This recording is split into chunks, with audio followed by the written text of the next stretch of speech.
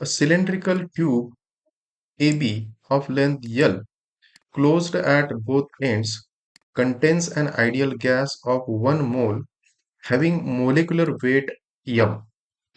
The tube is rotated in horizontal plane with constant angular velocity omega about an axis perpendicular to AB and passing through the edge at end A as shown in the figure.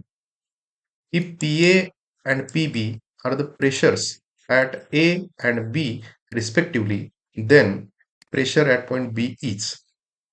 Consider the temperature is same at all points in the given tube. Problem मध्ये given काय काय पहिल्यांदा बघू आपण. एक cylindrical tube आहे A B ज्याची length L आहे. सो लेंथ यल दिलेली आहे and it is closed at both ends. So दोन्ही एंडला म्हणजे हे एंड आणि हे एंड दोन्ही एंड क्लोज आहेत. It contains 1 mole ideal gas of molecular weight M. तर ह्या ट्यूब मध्ये 1 मोल आयडियल गॅस आहे ज्याचं मोलिक्युलर वेट कॅपिटल एम एवढं आहे. The tube rotates in a horizontal plane with constant angular velocity omega. ही tube horizontal plane मध्ये constant angular velocity omega न रोटेट केलेली आहे. Axis of rotation pass through end A. इथं आहे end ए. End ए मधून ऍक्सिस ऑफ रोटेशन म्हणजे हा ऍक्सिस ऑफ रोटेशन पास होतो आणि हा axis of rotation tube A B ला का आहे परपेंडिक्युलर आहे. Temperature is same everywhere. So it is a isothermal condition. प्रॉब्लेममध्ये त्यांनी टेम्परेचर थ्रूआउट सेम आहे सांगितलेलं आहे त्यामुळं प्रॉब्लेम आपण आयसोथर्मल कंडिशनसाठी सॉल्व्ह करणार. Pressure at ends. Pressure at end A is P A. Pressure at B end B is P B. आणि ए लोकेशन ए म्हणजे एक्झॅक्टली कुठं. सपोज मी तो रोटेट होते. सो रेडियस ऑफ रोटेशन जर मी कन्सिडर केली तर at location A radius of rotation is 0 and at point B radius of rotation is r. r is nothing but L. त्या ट्यूबची जी total length आहे ही total length म्हणजेच r is equal to L कधी end B साठी आणि r is equal to 0 is nothing but end A. So end A ला r 0 आहे आणि एंड B ला r ची व्हॅल्यू L एवढी आहे. Effective force on gas element. आता ही जी ट्यूब ए बी आहे ही ट्यूब ए बी ओमेगा एवढ्या अँग्युलर व्हेलॉसिटीनं अबाउट हा ऍक्सिस ऑफ रोटेशन का होते रोटेट होते. तर ह्या ट्यूब मध्ये असणारा जर मी एक गॅस एलिमेंट कन्सिडर केला ज्याची लेंथ सपोज डी आर. मी इथं एक हा असा गॅस एलिमेंट कन्सिडर केलेला आहे जो ऍट अ डिस्टन्स आर वरती आहे ऍक्सिस ऑफ रोटेशन पासून. म्हणजे ह्या ऍक्सिस ऑफ रोटेशन पासून तो आर एवढ्या डिस्टन्स वरती आहे. इलेमेंट मी कन्सिडर केलेला आहे गॅस इलेमेंट डी आर हा कन्सिडर केलेला आहे. आणि तो कन्सिडर केल्यानंतर या गॅस इलेमेंट वरती आपल्याला येणाऱ्या फोर्सेसचा विचार करावा लागेल. म्हणजे in a rotating frame a gas element D R जो मी इथं कन्सिडर केला gas element D R consider केला at a distance R. It is at a distance R from the axis of rotation. आणि हा गॅस एलिमेंट काय experience करेल centrifugal force त्याच्यावरती येईल. तो जर असा रोटेट होत असेल ओमेगा या अँग्युलर व्हेलॉसिटीनं तो जर रोटेट होत असेल तर प्रत्येक गॅस एलिमेंट वरती म्हणजे ह्या गॅस एलिमेंट वरती काय येईल सेंट्रिफ्युगल फोर्स येईल. तो सेंट्रिफ्युगल फोर्स मी कसा कॅल्क्युलेट करेन. सपोज तो स्मॉल सेंट्रिफ्युगल फोर्स मी डीएफ म्हटला तर DM into omega square R. M R omega square आपण सेंट्रिफ्युगल फोर्स म्हणतो. पण स्मॉल इलेमेंट कन्सिडर केलेला आहे त्यामुळे मी small centrifugal force DF is equal to small mass DM into R omega square हा आपला काय असेल सेंट्रिफ्युगल फोर्स असेल. आणि मेनली हा सेंट्रिफ्युगल फोर्स काय क्रिएट करेल प्रेशर ग्रेडियंट क्रिएट करेल अलॉंग ट्यूब ए बी. जी ट्यूब ए बी आहे या ट्यूब ए बी मध्ये सेंट्रिफ्युगल फोर्स हा प्रेशर ग्रेडियंट क्रिएट करेल आणि तो जो सेंट्रिफ्युगल फोर्स आहे त्या सेंट्रिफ्युगल फोर्सचं मॅग्निट्यूड किती आहे DM into omega square R एवढा आहे. इथं जो मी प्रेशर ग्रेडियंट म्हटला प्रेशर ग्रेडियंट म्हणजे ऍक्च्युली काय करतो आणि तो आपण कसं कॅल्क्युलेट करणार. तर सपोज तो मी प्रेशर ग्रेडियंटचं इक्वेशन मला जर लिहायचं असेल तर मी काय म्हणतो consider a small element D R. तर इथं जो आपण कन्सिडर केला इलेमेंट डी आर त्याचा क्रॉस सेक्शनल एरिया सपोज मी ए आहे म्हणतो. आणि हा क्रॉस सेक्शन एरिया जर मी इथं ट्यूबचा कन्सिडर केला किंवा इथं असणाऱ्या प्रत्येक गॅस एलिमेंटसाठी कन्सिडर केला तर तो किती आहे? ए आहे. ए हा जी ट्यूब ए बी आहे त्या ट्यूबचा क्रॉस सेक्शनल एरिया मी कन्सिडर केला तर त्या प्रत्येक गॅस एलिमेंटचं जर मास मी कॅल्क्युलेट करायचं म्हटलं तर ते मास मी कसं लिहिणार? बघा, mainly density is equal to mass by volume म्हणतो आपण, बरोबर. मग मला जर मास कॅल्क्युलेट करायचं असेल तर मला काय करावं लागेल? डेन्सिटी इंटू व्हॉल्यूम घ्यावं लागेल. मग इथं आता पर्टिक्युलर जर मी म्हटलं या गॅस एलिमेंटचं मास, गॅसचं मास म्हणजे काय? डेन्सिटी इंटू त्या गॅसचं असणारं व्हॉल्यूम मला कन्सिडर करावं लागेल. सो डीएम म्हणजे तो मास एलिमेंटचं element of that mass is equal to density into volume. Volume म्हणजे काय घेणार मी? Area into length. Area into length. So A हा एरिया झाला, इथं असणारा हा ए हा काय झाला? एरिया झाला. हा झाला area A into length. Length त्याची किती आहे? डी आर ही त्याची लेंथ आहे. डीएम मी असं कॅल्क्युलेट करू शकतो. आणि त्या गॅस एलिमेंटसाठी येणाऱ्या आता फोर्सेसचा जर मी विचार केला तर दोन फोर्सेस मेनली गॅस एलिमेंटवरती ऍक्ट होतील. एक असेल प्रेशर फोर्स आणि त्या प्रेशर फोर्सला बॅलन्स करणार असेल सेंट्रिफ्युगल फोर्स. म्हणजे मी फोर्स बॅलन्सचा जर विचार केला हा, तर ह्या गॅस एलिमेंटवरती आपल्याला प्रेशर फोर्सचा विचार करावा लागेल आणि सेंट्रिफ्युगल फोर्सचा विचार करावा लागेल. कारण सेंट्रिफ्युगल फोर्स का? आपण त्याला रोटेट करतोय ओमेगा एवढ्या स्पीडनं आणि तो रोटेट होत असताना प्रेशर फोर्स जो आहे तो सेंट्रिफ्युगल फोर्सने बॅलन्स होणार. तर सेंट्रिफ्युगल फोर्स हा प्रेशर फोर्सने बॅलन्स होणार. प्रेशर म्हणजे काय म्हणतो आपण? Pressure is equal to force upon area, बरोबर. मग जर मला प्रेशर फोर्स कॅल्क्युलेट करायचं असेल तर तुम्ही कसं घेणार? प्रेशर इंटू एरिया घेणार. आणि सेंट्रिफ्युगल फोर्स आपण इथे कॅल्क्युलेट केलेला आहे, बरोबर. सो प्रेशर फोर्स मी कसा घेतोय?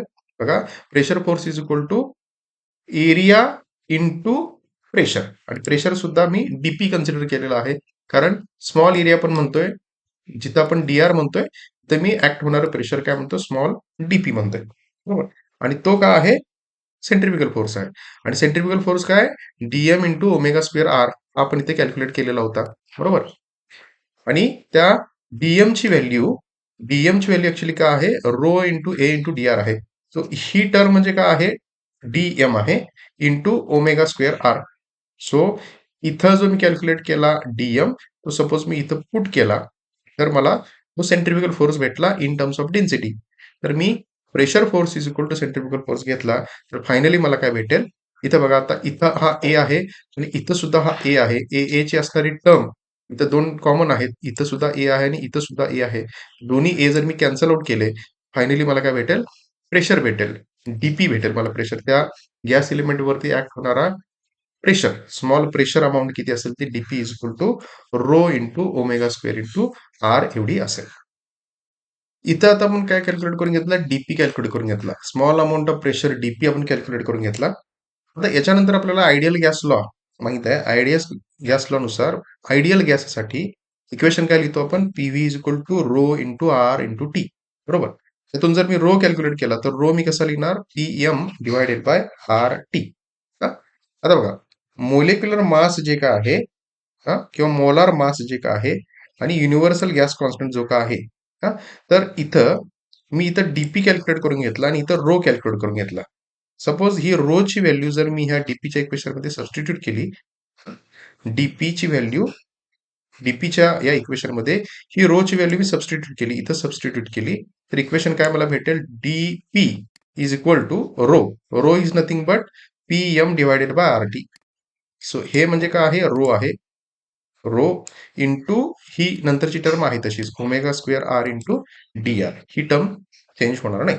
तर मी डीपीचं इक्वेशन हे in terms of pressure, molar mass, gas constant, temperature, angular velocity, आणखी R. R is nothing but length आहे ती ऍक्सिस ऑफ रोटेशन पासून त्या गॅस एलिमेंटची असणारी डिस्टन्स आहे ते. तर हे मी ह्या इक्वेशन फॉर्म मध्ये लिहून घेतलेलं आहे. तर इथं जे प्रेशरचं इक्वेशन मी लिहून घेतलं त्याच्यावरून मी काय करतो नेक्स्ट? मी सगळ्या डीपीच्या टर्म म्हणजे प्रेशर रिलेटेड असणाऱ्या टर्म सगळ्या एकत्र करून घेतो आणि आरशी रिलेटेड असणाऱ्या टर्म सगळ्या एकत्र मी करून घेतो. तो इथं आता लेफ्ट हँड साईड जर तुम्ही बघितलं, लेफ्ट हँड साईडला सगळ्या प्रेशरशी रिलेटेड टर्म आहेत आणि राईट हँड साईडला इथं जे काय आहेत हे आर इंटू डी आर ही आर रिलेटेड टर्म आहे, ह्या पी रिलेटेड टर्म आहेत. आणि हे इथं मध्ये जे काय दिसतात आपल्याला हे सगळे काय आहेत? अदर दॅन आर आणि अदर दॅन पी च्या टर्म्स आहेत. बरोबर. आता पर्टिक्युलर ह्या फिगरकडे जर मी बघितलं तर मला काय कळतं, पण एक गॅस इलिमेंट कन्सिडर केलेला आहे असा, आणि त्याला आपण नाव दिलेलं आहे डी आर. डी आर हे त्याला आपण नाव दिलेलं आहे, आणि हा डी आर इलेमेंट हा ऍक्सिस ऑफ रोटेशन पासून आर एवढ्या डिस्टन्सवरती आपण कन्सिडर केलेला आहे.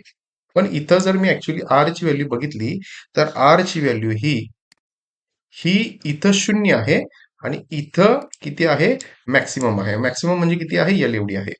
म्हणजे आर हा 0 टू एल मध्ये व्हेरी होतो. आणि प्रेशरचा जर मी विचार केला तर प्रेशर ए पॉइंटला किती आहे, पी ए आहे, आणि बी पॉइंटला किती आहे, पी बी आहे. म्हणजे प्रेशर व्हेरिएशन जर मी बघितलं तर ते पी ए टू पी बी आहे, आणि लेंथ व्हेरिएशन बघितलं तर ते 0 टू एल एवढं आहे. हा, मग मी आता काय करतो, हे जे इक्वेशन कॅल्क्युलेट केलेलं आहे, हे इक्वेशन प्रेशरसाठी P A to P B आणि पोझिशनसाठी 0 टू एल मध्ये काय करतो, ते इंटिग्रेट करतो. मी इंटिग्रेट करतोय फ्रॉम ए टू बी. ए म्हणजे जिथं आर 0 आहे, आणि बी म्हणजे जिथं आर एल आहे. प्रेशर व्हेरिएशन आहे P A to P B, आणि पोझिशनचं व्हेरिएशन आहे 0 टू एल. हे इक्वेशन मी आता इंटिग्रेट करतो. सेम इक्वेशन हे काय केलं, मी फक्त इंटिग्रेट केलं. इंटिग्रेट करून पीच्या टर्म सगळ्या लेफ्ट हँड साईडला, आर रिलेटेड टर्म सगळ्या राईट हँड साईडला लिहून घेतलं. आणि लिहून मग इंटिग्रेशन जर मी याचं घेतलं लेफ्ट हँड साईडचं, तर काय येईल, 1/p इंटिग्रेशन घेतलं तर ते येईल लॉग लॉग ऑफ पी येईल. आणि हे इंटिग्रेशन सॉल्व्ह केलं तर मला काय भेटेल, log of P B by P A is equal to M omega square R T divided by integral of R काय येणार, आर स्क्वेअर बाय 2. आणि त्याच्यानंतर मग मी 0 टू एल लिमिट पुट केलं तर मला भेटेल एल स्क्वेअर बाय, बरोबर, हे मला रिलेशन भेटेल. आणि हे रिलेशन फायनल रिलेशन असेल का, नाही, तर ह्या रिलेशनला मी अजून मॉडिफाय करू शकतो. इथं लॉग आहे, हे इन टर्म्स ऑफ लॉग सुद्धा आपण लिहू शकतो, किंवा एक्सपोनेन्शियलच्या भाषेत सुद्धा लिहू शकतो मी. So P B is equal to P A into exponential of M omega square L square divided by R T. So finally हा फॉर्म असेल, आणि ह्या फॉर्मवरून आपण फायनली पी बी ची व्हॅल्यू अचीव करू शकतो. सो बेसिकली ह्या प्रॉब्लेममध्ये तुमच्या इंटिग्रेशन रिलेटेड ज्या टर्मिनॉलॉजीज आहेत, डिफिनेशन्स आहेत, तिथलं जे इंटिग्रेशनचं बेसिक आहे हे अतिशय क्लिअर पाहिजे. आणि इथं जो आपण स्मॉल इलिमेंट कन्सिडर केला, आणि तो स्मॉल इलिमेंट प्रेशरसाठी आणि लेंथसाठी किंवा पोझिशनसाठी आपण तो कसा इंटिग्रेट करतो, तो इलिमेंट आपण कसा कन्सिडर केला, प्रेशर फोर्स कसा कॅल्क्युलेट केला, सेंट्रिफ्युगल फोर्स कॅल्क्युलेट कसा केला, हे बेसिक अंडरस्टँडिंग पाहिजे. आय होप हा व्हिडिओ तुम्हाला समजला असेल, आवडला असेल. आवडला असेल तर प्लीज प्लीज प्लीज इतरांना शेअर करा, माझ्या चॅनलला सबस्क्राईब करा, लाईक करा आणि शेअर करा. थँक्यू.